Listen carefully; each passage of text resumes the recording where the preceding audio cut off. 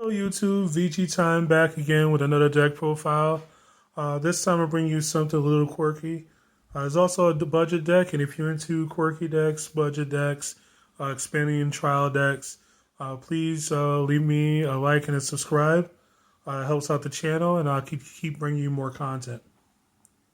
So this right here is an aggro deck. Through and through, there's no like real pivot for the strategy.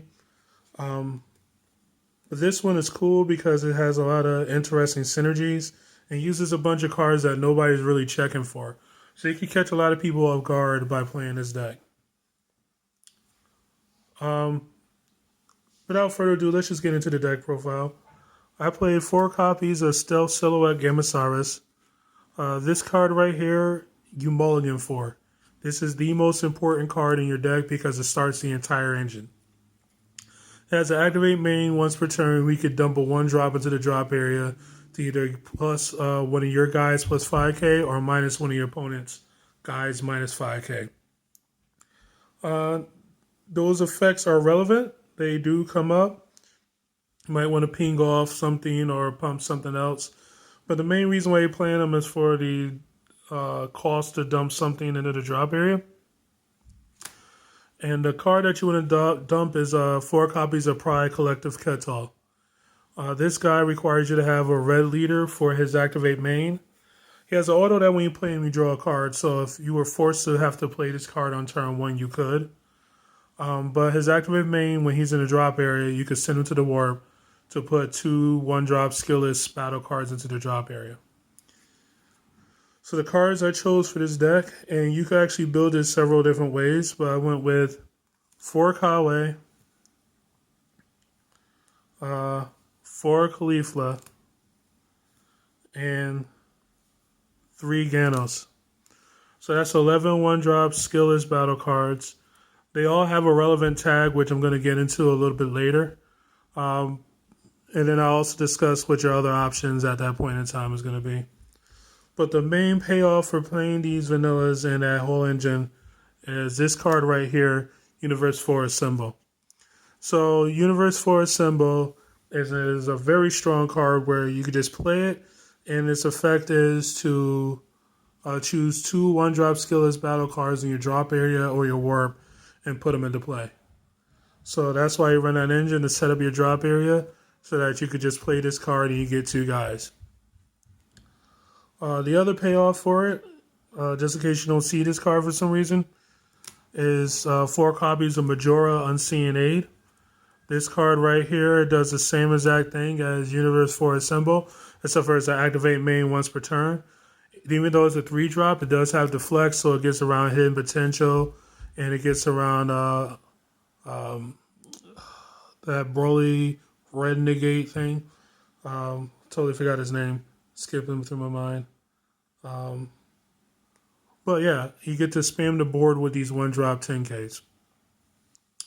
Another payoff, but not quite as powerful, is show you 3 copies of Pharaoh Strike Shosa. He has an auto that when you play him, you could get one of them out your drop area, and then put it into play, and that card gets plus critical. So it stops being skillless, it gets critical attack. Another lesser payoff is 2 copies of Damon, Might of Many. When he dies, you draw. When he gets KO'd, you draw a card. But if you have a skillless battle card on the table with him, he gets plus 11k as an activate main. And it has to be a 1-drop skillless, so he's a 15k 1-drop as long as you got one of those guys out there. Now, the tag that I mentioned that was relevant goes back to this card right here, Scheming Champa. So his effect, just really quick, is when you play a red alien, it gains plus 5k power for the duration of the turn. This is an auto. It triggers every time one of them comes into play. It's not once per turn. This is from set 2, so it was actually very... You could trigger this ability back then, but you can't trigger it to the level that you can now with these cards. So Yeah, so when you're spamming out those guys with Universe 4 United or the three drop guy, what's his name, Majora, each of those guys get plus 5k for the turn, and that allows you to be able to pressure awakened leaders very efficiently. Another way that you could do your skillless lineup if you didn't want to run this card, which this card is super cheap, is from set 2. If you have any friends that have been playing the game for a long time, they should have tons of these cards because he's a common. But you could also go with an all Saiyan lineup. There was a point in time I was thinking about going with Kid Goku to the 10K, Pan, as well as Caulifla. And the Kid Goku would have synergized with a Chi Chi that if you comboed it, you could get the Kid Goku directly from the deck and you drew a card. And then I was going to play the zero cost extra card that gave all your red Saiyans barrier. But I think this is actually a better payoff uh, or a stronger synergy, so to speak, because if you're being aggressive, you want to be able to give power to your guys the most efficient way possible. And the most efficient way possible is just have a card that just sits out there and passively give power to all your guys. So you don't even have to like combo to threaten awakened leaders. Before I get into the win conditions, I'm going to go into another card that benefits from those skillless cards, which is 2 copies of Ultra Instinct Goku Monumental Presence. Now, this card looks expensive. It is from Draft Box 5, but this card is actually very cheap. Nobody's really checking for it because it only really works out well with this archetype. He has critical. He has activate main for double red, where if you have 2 of the 1-drop skillless on the table, you get to play them from your hand. When you play them, you get to choose one of your opponent's battle cards, ignoring barrier, and give it, and that's 25k or less, and KO it. So very powerful card. You get to play it on the cheap, and again, it's a 20k crit. Now the win conditions, besides spamming the board, you want to maximize that as much as possible. So I played 2 copies of Mirage Maker Shansa. This guy has a barrier and a permanent where you can only have one of them on the table at a time. He has an activate main once per turn where you can switch him to rest mode and then choose all of your battle cards that cost 1 and then switch them to active mode. So he's decent outside of this deck, but in this deck he's really, really strong. Because usually by the time you play him, you have 6 or 7 of the cards that fit his requirement. They're usually pumped up in some kind of way. So if you rest this guy, you get another whole chain of attacks that your opponent has to be able to combo out of.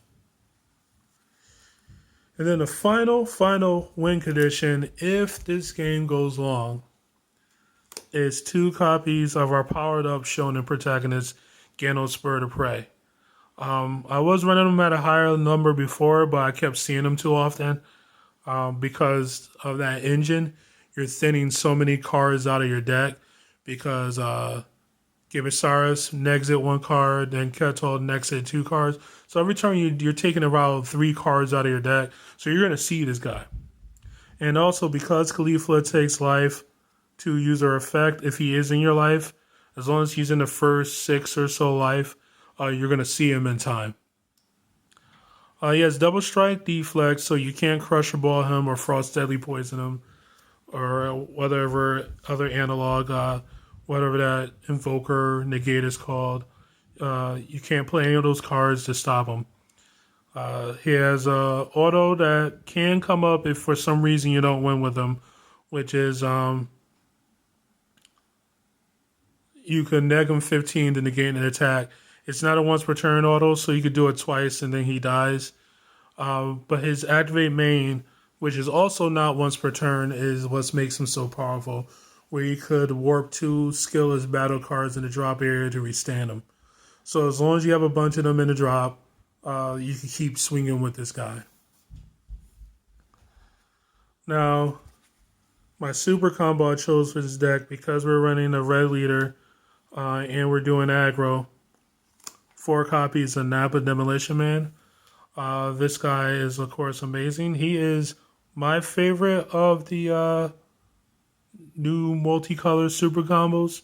I run them in a lot of decks. There's arguments, of course, to be made for all of them as far as how great they are because they're all good.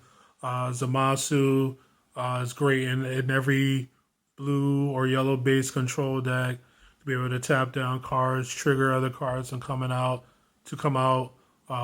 like Bergamo and whatnot. Um, Android 18 is great in hand control decks. Um, you have was it Dr. Giro and those graveyard based cell decks. They're all good. They're all good. They're all good. But this is the one. This is the one for any kind of aggressive deck because you get to use them twice. So which none of the other ones you could do.